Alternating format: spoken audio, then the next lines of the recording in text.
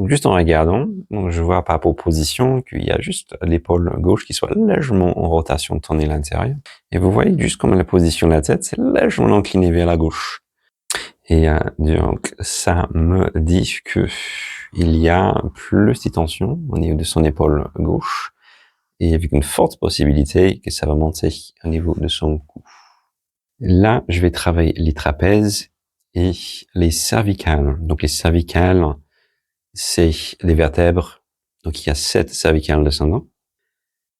Et là, je vais relâcher les tensions musculaires de chaque côté et donc en libérant les articulations des cervicales. Donc côté gauche est particulièrement tendu et avec des petits cercles, je soulève vers le plafond. C'est pas brusque, c'est pas violent. Il faut que ça soit en lenteur, accompagné avec le poids de votre corps. Là, je vais faire un étirement de la nuque et de la tête. Je commence au niveau du 7e cervical, au niveau des trapèzes, je mets une légère pression, je travaille avec les doigts et je tire vers la nuque et je vais juste rentrer un petit peu au niveau de son menton, vous voyez. Et comme ça va créer un étirement. Mais les doigts sont fixés au niveau du bout du crâne. J'ai mon poids qui est positionné en arrière. Donc, je suis pas positionné devant. Donc, ça, c'est important.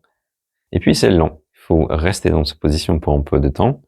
Si on fait pour 10, 15 secondes, c'est pas assez. Il faut garder pour au moins 1 minute en sentant le relâchement des tissus des fascias qui descendent le corps.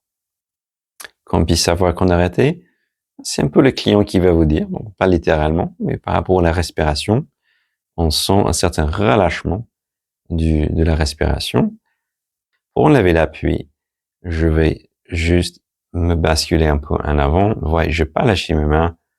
C'était le corps qui a fait ça.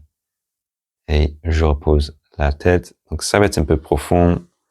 Voilà, un petit peu pour que le relâchement vienne.